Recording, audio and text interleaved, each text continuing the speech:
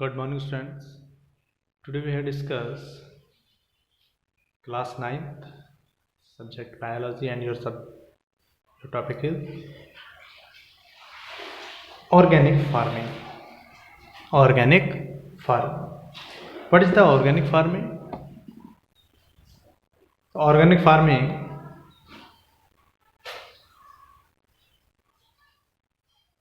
avoids the use of synthetically compound fertilizers, pesticide, growth regulators and livestock feed additives. ठीक है. अब organic farming relay अपन जैसे कि crop rotation है, आपका क्रॉप रेसिड्यूज है, एनिमल मैन्यूर्स है, आपका लेगुमेस है, ग्रीन मैन्यूर्स हैं, ऑफ फार्म ऑर्गेनिक वेस्टेज है, बायोलॉजिकल पेस्ट कंट्रोल है. अब आपने देखा होगा कि काऊ के डंक में न्यूट्रिएंट्स की मात्रा होती है. काऊ का डंक हम कहते हैं, काऊ का जो डंग होता है या उसका जो यूरिन होता है बहुत बेनिफिशियल होता है फॉर आवर लाइफ या ह्यूमन बीइंग या डिफरेंट डिजीज़ में उसका क्या करते हैं स्टूडेंट यूज़ करते हैं. तो नाइट्रोजन की मात्रा इसमें दिखा रखी है, P2O4 K2O की मात्रा, न्यूट्रिएंट्स कंटेंट दिखा रखे हैं कितना, ये आपका नाइट्रोजन, फास्फोरस और पोटेशियम के कंटेंट दिखा रखे हैं आपके. ठीक है. आपने देखा होगा चिकन मैन्यूर जो आपका पोल्ट्री फार्म वगैरह बनाए जाते हैं उसमें नाइट्रोजन की मात्रा जो उनका वेस्ट निकलता है बहुत ज़्यादा होता है. ठीक है. तो अब इससे संबंधित हमारा नेक्स्ट टॉपिक है एनिमल हस्बेंड्री. हम क्लियर करेंगे क्योंकि जो बायोलॉजी लेते हैं वो वेटरनरी वगैरह के कोर्स करते हैं जिसमें एनिमल संबंधित जो आपके का वो फैलो हैं उनसे संबंधित स्टडी करी जाती है, यानी कि जिसने आप सिंपल भाषा में डॉक्टर बोलते हैं. ठीक है. वेटरनरी वगैरह के कोर्स होते हैं, पंतनगर वगैरह में बहुत सारी यूनिवर्सिटी करवाती हैं. तो एनिमल हस्बेंड्री तो क्या है? The science of rearing, feeding, caring, breeding and disease control of animals is called animal husbandry. यानी एनिमल से संबंधित जितने भी उसके लिए उसके बेनिफिट के लिए जो भी उसकी नीड है उनको फुलफिल करता है. ऐसी स्टडी क्या कहलाती है? एनिमल हस्बेंड्री कहलाती है. उसका खाना हो, उनके रहने की व्यवस्था हो, उनकी डिजीज़ हो जाती है उनको किस प्रकार से प्रिवेंट्स करा जा सकता है उनकी, तो वो सब चीज़ इसमें आती हैं. तो scientific management of animal liver stock domestic animal, specially कौन से डोमेस्टिकेटेड एनिमल, क्योंकि हम जो ह्यूमन बीइंग है वो कैसे एनिमल्स को पालते हैं, डोमेस्टिक एनिमल. तो proper feeding of animals, providing fresh water करवाते हैं and good shelter to animals, proper health and protection का ध्यान रखा जाता है अगेंस्ट डिजीज से, प्रॉपर ब्रीडिंग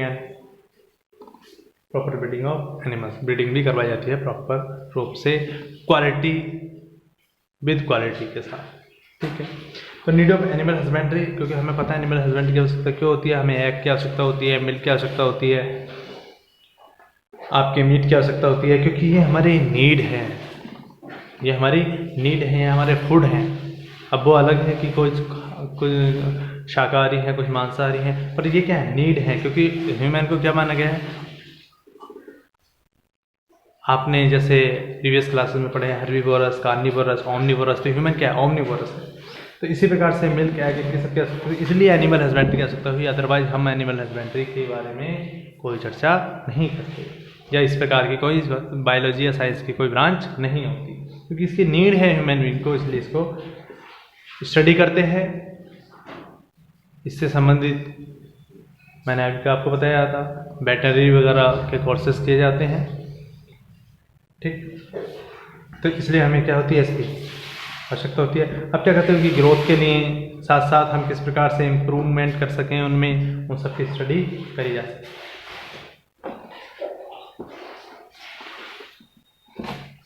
अगर हम बात करें प्रोडक्शन ऑफ फूड की, तो 1970 में अगर देखें तो मिल्क का प्रोडक्शन 170 लाख टन था, जो आपका 2000 में कितना हो गया? 760 लाख टन. कितना इसमें इम्प्रूव हुआ है? सब में इम्प्रूव है. आप देखेंगे सब में इम्प्रूव है, चाहे फिश हों, एग्स हों, ठीक है। यूटिलिटी, अब मिल्क किससे हमें प्राप्त होता है यील्डिंग, तो हमें पता काउ फैलो गोट से, ऐसे मीट हमें पता है goat, sheep, pig, fish, chicken, duck etcetera. इस बार वर्किंग एनिमल आपके होते हैं हॉर्स है, क्योंकि अब तो हम क्या करते हैं ऑक्स वगैरह का यूज़ नहीं करते, पहले ऑक्स का यूज़ करते थे, ठीक है। तो हॉर्स है, बुलॉक है, कैमल है, डंकी है, म्यूल है and elephant. Hair and skin का यूज़ हम करते हैं स्पेशली शीप के लिए, गोट, रैबिट, काउ, इनका ज़्यादा यूज़ करते हैं, शीप गोट का, ठीक है। इनका भी यूज़ करा जाता है, कैमल का भी यूज़ करते हैं उसके हेयर का, क्योंकि जो आपके पेंटिंग ब्रश होते हैं उसमें कैमल के हेयर का यूज़ करा जाता है, जो आपको ब्राउन कलर के दिखते हैं स्पेशली। अब एडवांटेज क्या है गुड एनिमल हस्बेंड्री के स्टूडेंट्स, तो हम देखेंगे गुड एनिमल हस्बेंड्री के एग्जाम्पल, जैसे कैटल फार्मिंग है तो मिल्क प्रोडक्शन को इंक्रीज़ करा जाता है थ्रो कैटल फार्मिंग के द्वारा, इंक्रीज़ करे जाने हैं पोल्ट्री फार्मिंग के द्वारा, एग्स को पोल्ट्री फार्मिंग करते हैं तो एग का प्रोडक्शन ज़्यादा होगा, इंक्रीज होगा। इम्प्रूवमेंट करा जाता है मीट का फिश फार्मिंग के द्वारा। सबसे बड़ी बात है जो एनिमल वेस्टेज होते हैं उनका प्रॉपर यूटिलाइजेशन होता है, ठीक है, जिसका यूज़ किसमें करते हैं अपने फील्ड में, क्रॉप्स को प्रोडक्शन को बढ़ाने के लिए किया जाता है, जिससे कि सोयल की फर्टिलिटी बढ़े, उसमें न्यूट्रिएंट्स की मात्रा इंक्लूड हो। इसी प्रकार से cattle farming, poultry farming, PC culture आपका मछली पालन, एपीकल्चर मधुमक्खी पालन, जो मधुमक्खी जो बी होती हैं उनको पालते हैं वो कहलाते हैं, तो इन सबका रहता है, ठीक है स्टूडेंट। तो ये था हमारा,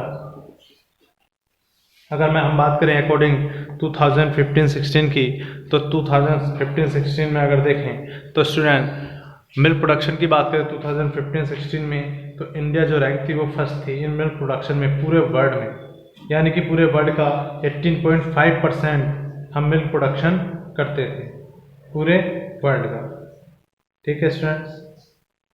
इसी प्रकार से अब हम टाइप्स ऑफ एनिमल हस्बेंड्री के बारे में स्टडी करेंगे। अब जैसे मैंने अभी आपको बताया कैटल फार्मिंग है, तो कैटल फार्मिंग में क्या होते हैं, the liver stock refers to domestic animal which provides us milk, flesh and includes cattle, buffalo, sheep, goat, pigs, yak, horse, camel and elephant, ठीक है, तो कैटल फार्मिंग में आते हैं। तो इसी प्रकार से हमारा टाइप्स ऑफ एनिमल हस्बेंड्री हैं, जैसे कैटल फार्मिंग है आपकी, ठीक। इसके बाद आपका कुछ कैटल एंड बफेलोज के इम्पोर्टेंस दिखा रखे हैं, जैसे कैटल है आपका तो बोस इंडिकस का यूज़ करा जाता है, ऐसी बफेलोज में बोस बुबेलिस का, इस पर एग्रीकल्चरल ऑपरेशन में लाइक फ्लोइंग है, हैरोइंग है, लेवलिंग है, इनका यूज़ करा जाता है, सब चीज़ों का ध्यान रखा जाता है इसमें। अगर इनसे क्या होता है, हमें मिल्क प्रोवाइड होता है, तो buffaloes are the major sources होती हैं मिल्क की, इसमें इन इंडिया में लगभग मोर देन, ये मान के चलिए 95% ऑफ मिल्क ऑफ कंट्रीब्यूटेड करता है बाय काउ एंड बफेलोज का इन आवर कंट्री, यानी कि 95%, और अदर कितना बचा 5%, तो उसमें आपके गोट, शीप, कैटल एक्सेट्रा एक्सेट्रा आ जाते हैं, ठीक है।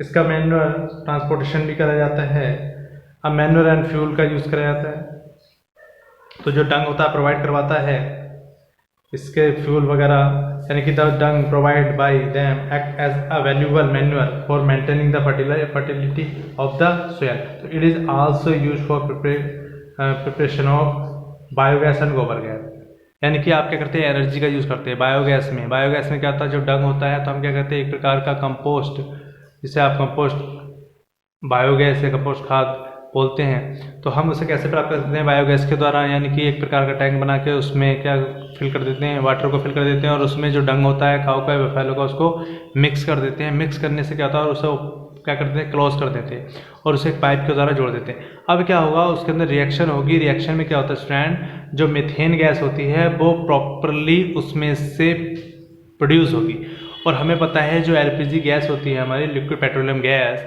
इसके अंदर ब्यूटेन, मीथेन एक्सेट्रा ये गैसेस पाई जाती हैं जो किस में रूप में यूज़ होती है, एनर्जी के रूप में यूज़ होती है। इसी प्रकार से बायोगैस में क्या होता है कि बायोगैस से निकलने वाली जो मीथेन होती है उसका यूज़ कर लेते हैं फ्यूल के रूप में। ठीक है, अगर मैं बात करूं कि अगर आप देखेंगे तो जहाँ पर गंदगी बड़ी होती है या रेनी सीजन, जैसे रेनी सीजन में क्या होता है कहीं पर कूड़ा कचरा पड़ा रहता है, तो आप देखेंगे कि वहाँ से एक तीखी गंध आती है, स्मेल आती है, बैड स्मेल आती है। वो बैड स्मेल किस कारण होती है, और वो तो आपको सिर्फ महसूस हो रही है बाई नोज के द्वारा, पर अगर हम देखना चाहें तो हम वहाँ पर देखेंगे बुलबुले से वहाँ पर उठते हैं, ड्रॉप सी ऊपर को उठती हैं, तो वो क्या है, व्हाट इज़ दिस, वो है मीथेन गैस। वो क्या निकल रही है, मीथेन गैस निकलती है, जिसका यूज़ करते हैं फ्यूल के रूप में बायोगैस का। ठीक है स्टूडेंट, तो इसी प्रकार से लेदर में और बहुत सारी चीज़ों में इसका हम क्या करते हैं, यूज़ करते हैं कैटल फार्मिंग का। इनके जो स्किन होती हैं उसके द्वारा लेदर वगैरह तैयार किया जाता है। आप स्किन में भी क्या होते हैं, स्किन में से लेयर उतारते हैं, जो अपर लेयर होती है उसको अलग करते हैं, मिडिल लेयर को अलग करते हैं, और जो लोअर लेयर होती है डाउन साइड में तो उसको अलग करते हैं। तभी आप देखते हैं कि लेदर में क्या होता है, उसकी जो क्वालिटी होती है उसमें डिफरेंट टाइप्स की हमें देखने को मिलते हैं। वो रीज़न ये होता है कि जो स्किन होती है उसमें से लेयर उतारी जाती है। फर्स्ट लेयर जो अपर साइड की होती है तो वो कैसी होती है, सॉफ्ट होती है, शाइनिंग होती है, चिकनी होती है। जैसे आप देखते हैं मिडिल लेयर थोड़ा अगर कंपेयर करें अपर लेयर की तो उससे कुछ कम शाइनिंग होती है, उससे कुछ कम, लेकिन जो लोअर होती है वो कैसी होती है, टफ होती है। और उसमें आप देखेंगे एकदम आपको जैसे लेदर बेल्ट वगैरह में देखने को मिलता है, बहुत टफ उसका क्या होता है, लेदर होता है। वो क्या होती है, यानी कि लेयर उतारी जाती है किसकी, स्किन की। और किस प्रकार से बनाते हैं, यानी कि किसी एनिमल्स की स्किन को उतारने के बाद उसको साफ करा जाता है, पानी में रखा जाता है, फिर उसे सुखाया जाता है, तब जाके क्या होता है, लेयर। उसकी जो 3 लेयर हैं, जितनी लेयर वो उतार रहे हैं उनको प्राप्त कराता है, ऑब्टेन करा जाता है, जिससे मैनी थिंग्स लेदर की प्रॉपर हम यूज़ कर पाते हैं। मीट का यूज़ करते हैं,